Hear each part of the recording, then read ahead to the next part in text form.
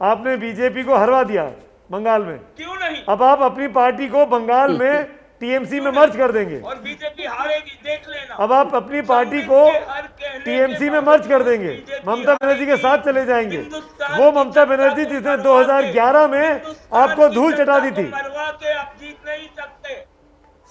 सुनीत जी, आप बहुत सीनियर है, वरिष्ठ है। धूल तो चाट रहे हो आप। अरे हम तो चाट ही रहे हैं, आप हमको जो कहिए हम कर लेंगे भाई। आपको तो काम ही हमको गाली देना।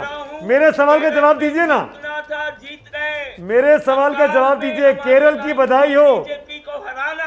केरल की बधाई हो। पश्चिम बंगाल में ठंडन गोपाल, धन्यवाद। तो पश्चिम बंगाल में अब आप क्या करेंगे?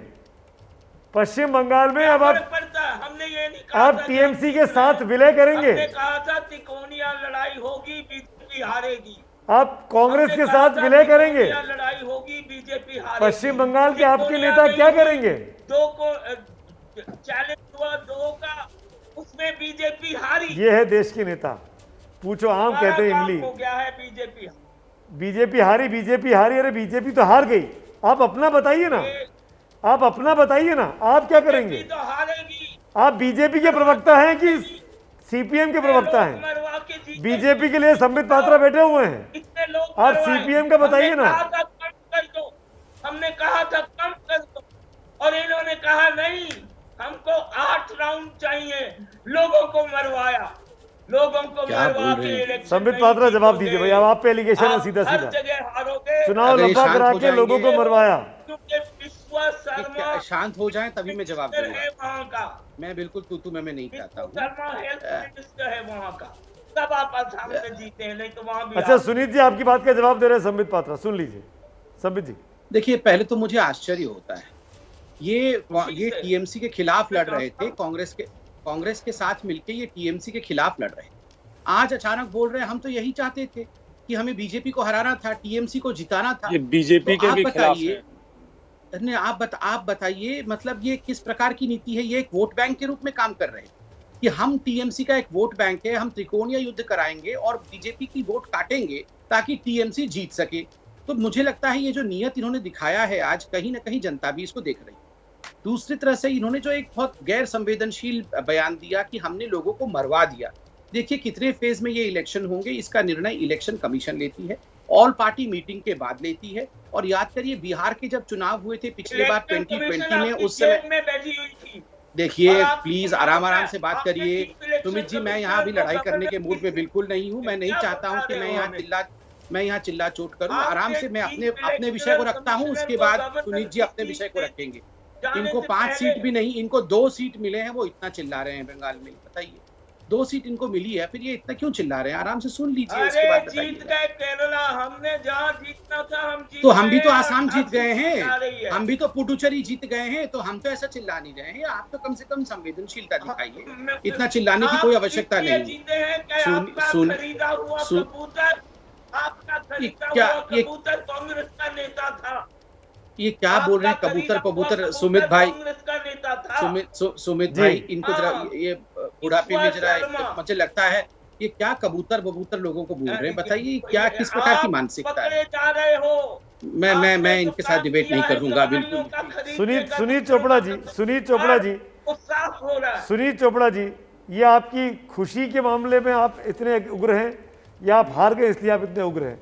मैं एक मिनट कहूंगा, एक एक करके बात करते हैं। आपने अपनी बात कही, आपने अपनी बात कही, आप केरल जीते, बधाई हो आपको।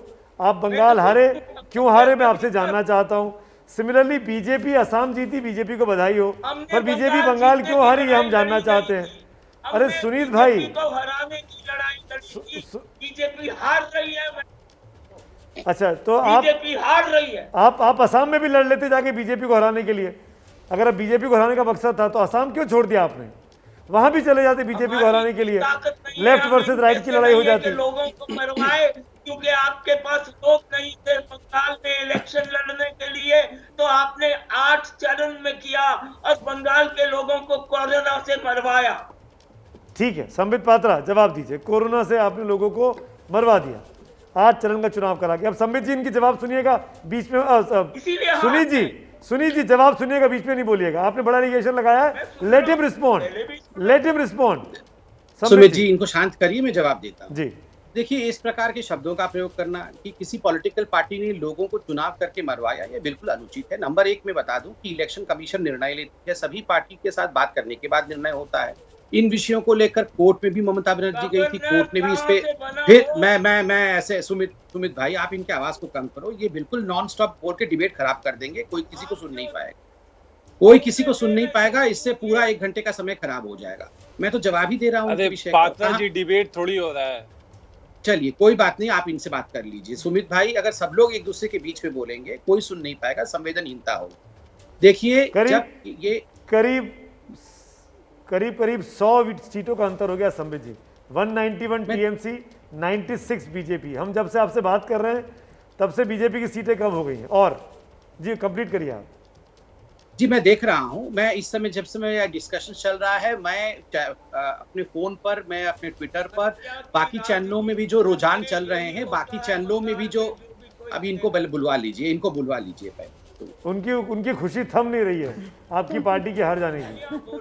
लगातार सुनील चोपड़ा जो है उत्साह में दिखाई दे रहे हैं। संबित जी, मैं क्या बोल सकता हूं भाई? मैं तो बड़ा खुश हूं, बीजेपी हारी और केरला हम जीते। उनकी आवाज कम कर। चलिए, मैं आप तीनों बैठिए। एक बार शोभना के पास चलेंगे। इन चुनावों की बड़ी बात है। सुनील चोपड़ा, पानी पीजिए, मैं आता हूं आपके पास। पानी पीजिए, मैं आता हूं। शोभना यादव के पास चलेंगे। इस चुनावों की बड़ी बातें क्या है? 5 विधानसभा चुनावों की तस्वीर अब लगभग 2.5 घंटे के बाद बिल्कुल साफ हो चुकी है, और वो क्या है ये आपको बता रही है शोभना। बिल्कुल सुनील चोपड़ा को देख के लग रहा है उन्हें अपनी हार का दुख नहीं है, उन्हें बीजेपी की हार की ज्यादा खुशी है। चलिए, मैं फटाफट जो बड़ी बातें हैं, जो बड़ा आंकड़ा निकल कर आ रहा है 5 राज्यों का, वो अपने दर्शकों को बताना चाहती हूँ। और पश्चिम बंगाल में तस्वीर एकदम साफ होती हुई दिखाई दे रही है। लगभग 2.5 घंटे के रुझान जो वोटों की गिनती का है वो हमारे सामने आ चुका है। बंगाल में टीएमसी 191 सीटों पर, बीजेपी 96 सीटों पर आगे चल रही है। यानी ये जो आंकड़ा है ये लगभग 95 सीटों का डिफरेंस सामने आ गया है। ये नतीजों का अपडेट हम आपको दिखा रहे हैं। असम की अगर हम बात करें तो बीजेपी 75 सीटों पर बढ़त बनाए हुए है और सीधा साधा बहुमत उसको मिलता हुआ दिखाई दे रहा है। कांग्रेस 42 सीटों पर आगे है। असम की अगर बात कर रहे हैं तो एक बार सत्ता में फिर से वापसी बीजेपी की हो रही है। अगर केरल की हम बात करते हैं तो लेफ्ट को एकदम रुझानों में जो 2.5 घंटे की काउंटिंग है उसमें सीधा सीधा बहुमत मिलता हुआ दिखाई दे रहा है, 88 सीटों के साथ, कांग्रेस 50 सीटों के साथ। तमिलनाडु में डीएमके के साथ कांग्रेस का जो गठबंधन है वो 134 सीटों पर बढ़त बनाई हुई है, बीजेपी 98 सीटों पर। पुदुचेरी की बात करें तो बीजेपी 9 सीटों पर और कांग्रेस 5 सीटों पर। यानी पश्चिम बंगाल के अलावा जो भी 4 राज्य में हैं उसमें पुदुचेरी और असम में बीजेपी की वापसी होती हुई दिखाई दे रही है। सुमित, बिल्कुल। और इन चुनावों का इंटरप्रिटेशन, जो नतीजे अभी शोभना हमको बता रही थी, उसके इंटरप्रिटेशन के लिए मेरे साथ मेरे वरिष्ठ सहयोगी राजकिशोर जी जुड़ गए हैं। एक रिएक्शन उनका लेते हैं। राजकिशोर जी, पश्चिम बंगाल में बीजेपी ने जो कहा कि 200 पार, वो तो 100 पार भी होती नहीं दिखाई दे रही है। असम में बीजेपी जरूर अपनी सरकार को बचाने में कामयाब है, लगभग पिछली बार के परफॉर्मेंस को रिपीट कर रही है। स्पेसिफिकली अगर बीजेपी के लिए मैं बात करूं आपसे राजकिशोर जी, आपका विश्लेषण क्या है? ये चुनाव बीजेपी के लिए कैसा रहा? देखिए, असम में बचा लेना उनके लिए राहत की बात हो सकती है और असम में भी मुकाबला कड़ा था, लेकिन पश्चिम बंगाल में जिस तरीके से भारतीय जनता पार्टी ने अपनी पूरी ताकत झोंकी थी, पूरे स्टेक्स लगाए थे, यहाँ ये मानकर चलिए कि नंदीग्राम में ममता बनर्जी ने जब वहां पर गई, नतीजे कुछ भी आए, लेकिन ममता बनर्जी का नंदीग्राम जाना, एक तरीके से उनका फाइटर, एक सिंघनी की तरह उतरना, और वहां पर वो जानती थी कि अधिकारी परिवार से लड़ना आसान नहीं है, क्योंकि नंदीग्राम में जिन 14 लोगों की पुलिस की गोली से मौत हुई थी, जिसके आधार पर ममता बनर्जी की राजनीति चली थी, उन सारे परिवारों का पालन पोषण और उस पूरे आंदोलन से जितने उपजे हुए लोग थे, उनके बीच में चेहरा शुभेंदु अधिकारी थे। शुभेंदु उनका ख्याल भी रखते थे। आपको याद होगा कि प्रधानमंत्री नरेंद्र मोदी जब वहां गए थे तो ये सारे जो विक्टिम्स थे उस समय के, ये उनके साथ मंच पे थे, और उनके 100 लोग उस कॉन्स्टिट्यूंसी में हमेशा रहते हैं। तो वहां पर वो धरती पुत्र वहां थे तो नंदीग्राम के शुभेंदु अधिकारी, लेकिन उसके बाद भी ममता ने अकेले जाकर लड़कर पूरे पश्चिम बंगाल के चुनाव को गर्म कर दिया और ये कहा कि कैसे हम चुनाव लड़ सकते हैं। तो अकेले ममता बनर्जी, इधर प्रधानमंत्री नरेंद्र मोदी, अमित शाह और पूरी गैलेक्सी जो भारतीय जनता पार्टी का जो तारामंडल है वो वहां पर पूरी तरीके से मौजूद था। उसके बाद भी ममता बनर्जी की जीत के मायने बहुत है। और नंदीग्राम ममता बनर्जी अगर हारती भी है तो भले ही स्थानीय नेतृत्व में स्थानीय स्तर पर कुछ सवाल उठ जाए, टीका टिप्पणी आ जाए, लेकिन इससे उनकी हैसियत कम नहीं होने वाली, बड़ी होने वाली है। तो मुझे लगता है कि पश्चिम बंगाल हारना बीजेपी के लिए एक बहुत बड़ा स्टेटमेंट है। और ये जो कोरोना के दौरान जिस तरीके से इलेक्शन हुए और जिस तरीके से लोगों की मौतें हुई हैं उसका भी था, क्योंकि जिस तरीके से 3 चरणों के शुरुआती दौर में भारतीय जनता पार्टी बेहतर करती दिखाई पड़ी, उसके बाद बीजेपी ने खराब किया। तो ये मुझे लगता है कि केंद्रीय नेतृत्व जो भारतीय जनता पार्टी का है उसको सोचना पड़ेगा कि चुनाव लड़ना जीतना उनको अच्छे से आता है, लेकिन कई बार नीतियों के मामले में और संवेदनशीलता के मामले में जब आप थोड़ा पिछड़ते हैं तो उसका नुकसान होता है। तो ये बहुत बड़ी चेतावनी है भारतीय जनता पार्टी के लिए। बिल्कुल, जो बात आप कह रहे हैं राजकिशोर जी ना, वो काफ़ी इंपॉर्टेंट हो जाती है। इसलिए भी इंपॉर्टेंट हो जाती है कि कुल मिलाकर बीजेपी ने पूरी ताकत लगाई, बीजेपी ने बहुत ताकत से चुनाव लड़ाया, लेकिन अपने एग्जिट पोल में जो हमने 2 दिन पहले किया उसमें फेज वाइज हम बात कर रहे थे, तो जब से दूसरी लहर आई कोविड की, उसके बाद से बीजेपी के लिए हर फेज को जीत पाना मुश्किल हो गया। और ये देखिए अंतर भी, चुनाव आयोग के आंकड़े भी कहते हैं 51% पर टीएमसी आगे है, 35% पर बीजेपी आगे है, यानी 16% वोटों का अंतर है दोनों पार्टियों में। और अगर वाकई में ये चरितार्थ होता है तो ये जो आंकड़े आपको दिख रहे हैं, टीएमसी 191 और बीजेपी 96, लगभग यही स्थिति दिखाई देगी चुनावों में, लगभग यही स्थिति दिखेगी अंतिम परिणाम आने तक। तो मैं ये जानना चाह रहा था राजकिशोर आपसे एक कमेंट के तौर पर कि कोविड की वेव जो कि 10 तारीख के बाद के फेज थे, 10 अप्रैल के बाद के आखिरी 4 फेज, जो हमारे एग्जिट पोल में भी दिखा कि बीजेपी पिछड़ रही है, क्या उस कोविड की वेव ने बीजेपी के लीडरशिप के लिए मैसेज भेजा कि आप चुनाव हार रहे हैं, आप चुनाव हार सकते हैं, क्योंकि आप रैलियों को सेलिब्रेट कर रहे हैं? राजकिशोर।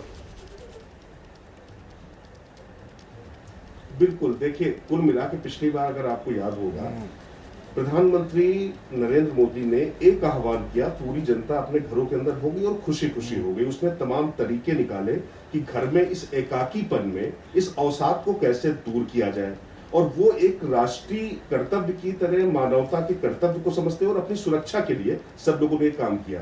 लेकिन जब रैलियां बड़ी बड़ी होती हैं और शिकायतें होती कि आज कम लोग आ जाएंगे, रैली में अगर कम लोगों के आने पर शिकायत होती है और ज्यादा रैलियों लोगों के आने पर अगर तालियां बजती हैं, गड़गड़ाती, देखिए निश्चित तौर पर भारतीय जनता पार्टी का अपना मैनेजमेंट है। प्रधानमंत्री नरेंद्र मोदी लोकप्रियता के मामले में उनका कोई सानी नहीं है, ये आंकड़े भी उसी तरफ करते हैं। लेकिन जब बात व्यक्ति की जान की आ जाती है, जिंदगी की आ जाती है, क्योंकि भले ही हिंदुस्तानियों की याददाश्त बहुत कमजोर होती हो, लेकिन जिसके घर का कोई गया है, जिसके खानदान का कोई गया है, जिसके पड़ोस का कोई गया है, और अगर वो ऑक्सीजन की कमी से जाता है और लगता है कि ये अव्यवस्था हुई है, इसमें निश्चित तौर से हर राजनीतिक दल जिम्मेदार है जो चुनाव लड़ रहा था। लेकिन ज्यादा जिम्मेदारी उनकी होती जो ज्यादा ताकतवर होते हैं, जो केंद्रीय सत्ता में होते हैं। और जिस तरीके से रैलियां हुई, पूरे देश में इसका नुकसान हुआ। और अल्टीमेटली यहाँ पर जो अपना सर्वेक्षण था, जो उस दिन हम लोगों ने दिखाया भी था एबीपी न्यूज में, वो यहाँ पर फलित होता दिखाई पड़ रहा है। खैर, अभी नतीजे जैसे कह रहे थे संदीप पात्रा जी की कंसोलिडेट होना, और वैसे उनके तेवर ये बताते हैं कि उन्हें भी जन्नत की हकीकत पता है कि नतीजे क्या आने वाले, इसके बाद समझ में आ चुका है। आप भी जानते हैं, हम और संदीप, आप सब लोग आपस में बहुत पहले से जानते हैं हम लोग, तो उनके तेवर ये बता रहे हैं कि उनको भी पता है कि आखिर क्या होने वाला। तो ये स्टेटमेंट है सुमित जी, और ये सबको समझना होगा कि भाई अल्टीमेटली जनता को टेकन फॉर ग्रांटेड मत लीजिए। चुनाव बहुत महत्वपूर्ण है, लेकिन जिंदगी उससे ज्यादा महत्वपूर्ण। बिल्कुल, और अब देखिए अंतर भी 100 सीटों का हो गया है। टीएमसी 194, बीजेपी 93, जो लगभग नेक टू नेक चल रहा था। बीजेपी कई बार आगे निकलती दिखाई दी थी, वो बीजेपी पिछड़ती जा रही है, टीएमसी आगे निकलती जा रही है, और ये बहुत डिफाइनिंग है। इसको पाट पाना अब बीजेपी के लिए लगभग असंभव सी स्थिति है। हालांकि रुझान है, नतीजे नहीं आए हैं, इंतजार करना चाहिए, पर ये लीड जो टीएमसी की है वो डिफाइनिंग है। तौसीफ खान, एक चीज़ बताइए इस नोट पर कि जब जो लोग आपके बड़े नेता छोड़ के गए, पिछले करीब 20-25 नेता शामिल हुए चुनाव के दौरान जो टीएमसी से भारतीय जनता पार्टी में गए, कुछ एमपीज थे, कुछ एमएलएस थे, कुछ बड़े नेता थे। आपको लगता है कि अब जब ये चुनाव हारेगी पार्टी, जब ये पीछे छूट जाएगी पार्टी, और अगर ये वापस लौटना चाहेंगे दीदी के पास, तो दीदी का दिल इतना बड़ा है क्या कि इनको ले सके? राजीव बनर्जी, अधिकारी परिवार, शुभेंदु अधिकारी, क्या कहेंगे आप?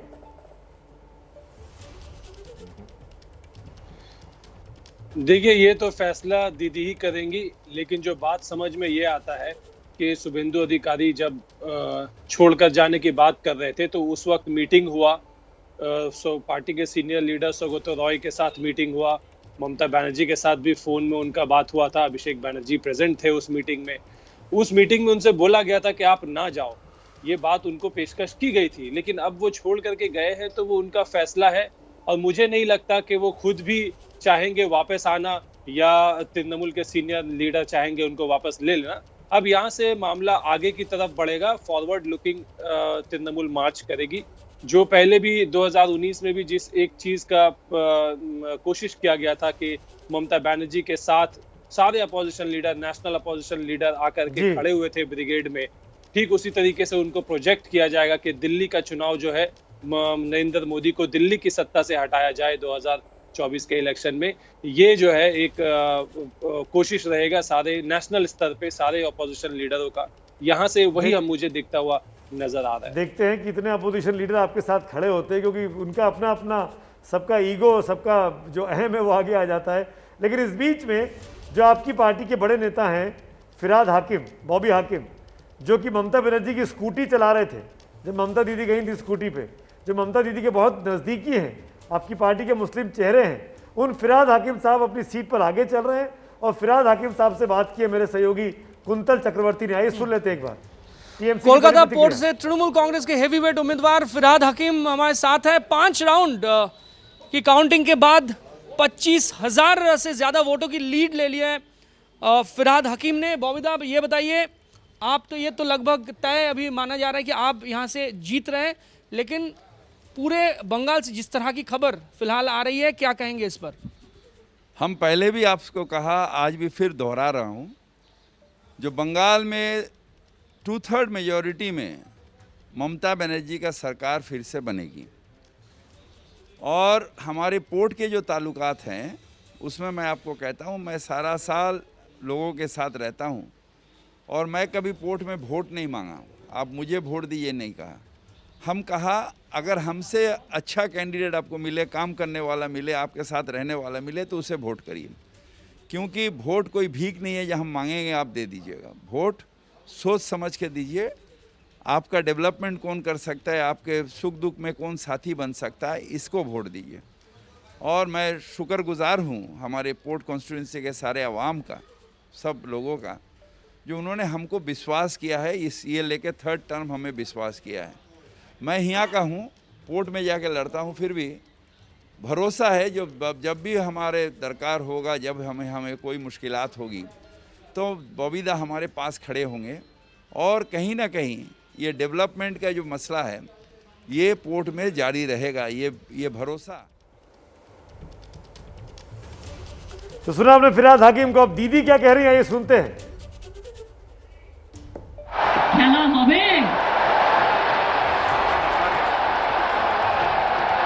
खेला হবে खेला হবে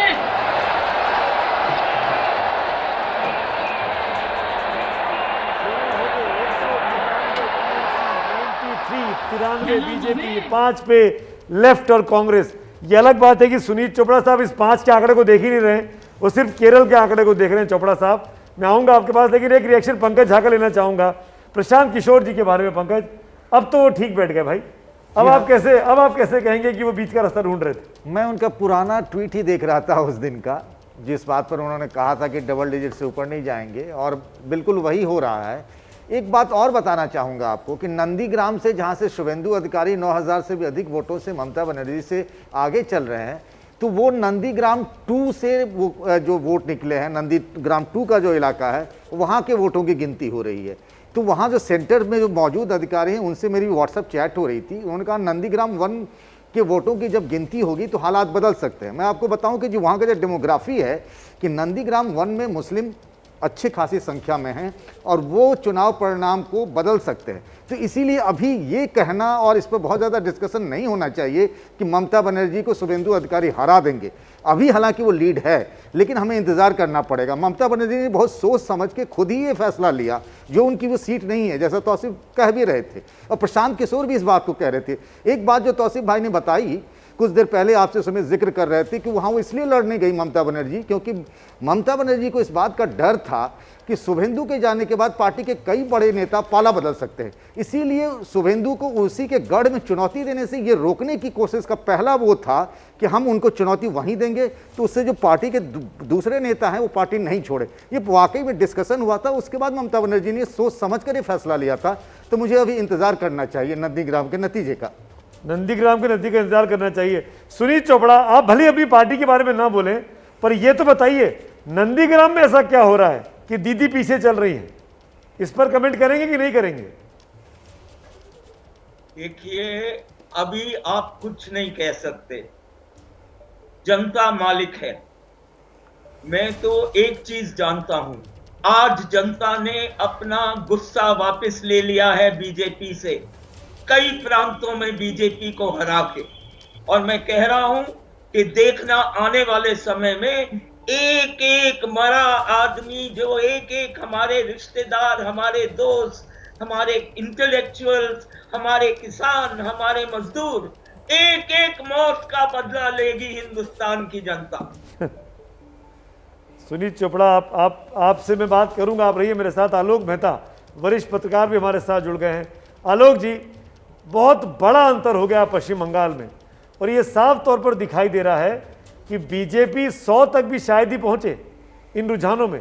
जो बात 200 पार की हो रही थी वो 100 पार भी नहीं दिखाई दे रहा है। क्या क्या विश्लेषण करेंगे इस परिस्थिति का आप?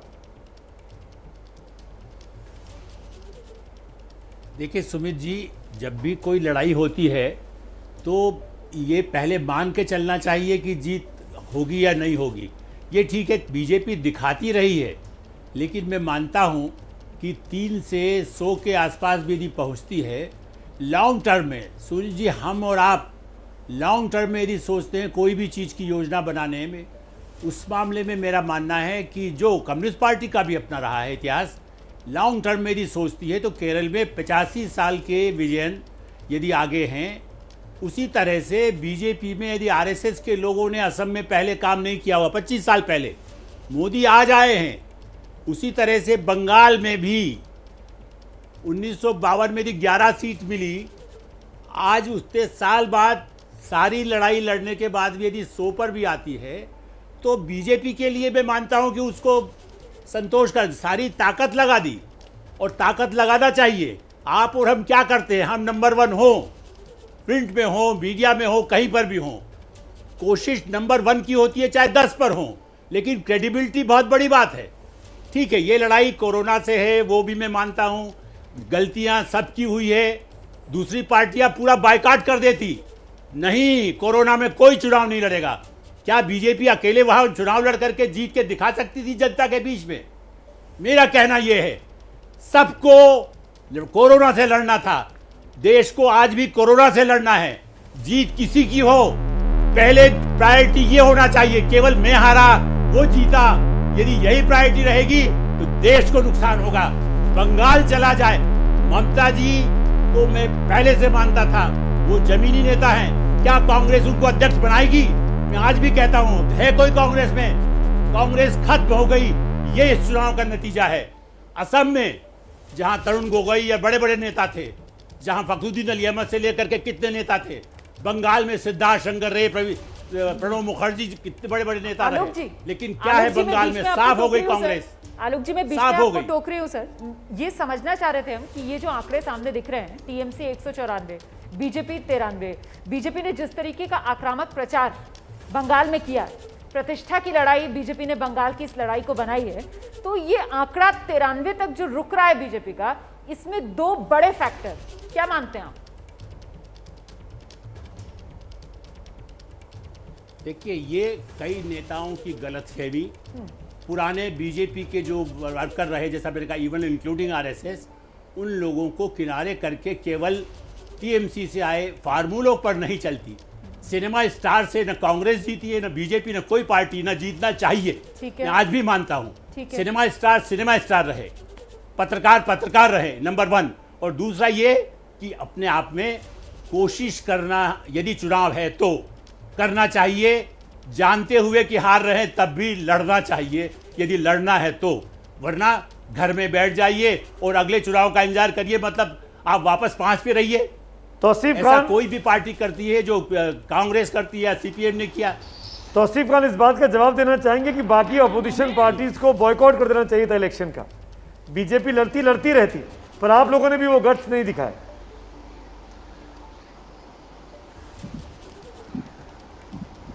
नहीं, बॉयकॉट कर देना चाहिए था या फिर वो अलायंस कर लेते हैं, लेकिन वो उनकी मर्जी। देखिए, हर पॉलिटिकल पार्टी अपने सर्वाइवल के लिए लड़ती है। उन्हें मालूम होता है कि हाँ वो चुनाव हारने वाली है, फिर भी वो अपना कैंडिडेट देती है ताकि उनका एग्जिस्टेंस रहे। तो इसमें कोई बुरी बात नहीं है। लेकिन अगर जैसे अभी आलोक जी कह रहे थे, उन्होंने बहुत सही बात कहा है कि कभी कभी ऐसा दौर आता है जब हर पॉलिटिकल पार्टी को ये सोचना चाहिए कि देश का भला किसमें है, देश के लिए क्या जरूरी है। आप पार्टी हित से ऊपर देश हित रखिए। आज के दौर में सारे अपोजिशन नेता कहते हैं कि नरेंद्र मोदी की सरकार की जो नीतियां हैं वो देश के बहुत नुकसान पहुंचा रही है, लेकिन क्या इस बात को आप पब्लिकली कहते हैं तो फिर उस पर अमल क्यों नहीं करते? आप अलायंस कर लीजिए, या फिर आप कैंडिडेट ना दीजिए, या फिर आप किसी तरीके से ऐसा मदद कीजिए जहां पे जो जीतने सकता है उसे जितवाइए। आप अपने संगठन को या फिर मजबूत आप ये संदेश दे रहे हैं क्या सुनील चोपड़ा को? तो ये सारी बातें हैं जो आप ये टीएमसी के नेता होने के नाते क्या सीपीएम के सुनील चोपड़ा को मैसेज दे रहे हैं कि अगले चुनावों के लिए, खासकर लोकसभा के लिए, सब मिलके एक हो जाओ? चोपड़ा जी मानेंगे इनकी बात? नहीं, देखिए मैं तो एक व्यक्ति हूं, मैं आपको इतना बता सकता हूं कि जनता लोगों को सही रास्ते ले जाएगी और अगले चुनाव में, लोकसभा के चुनाव में बीजेपी को खामियाजा भुगतना पड़ेगा। जी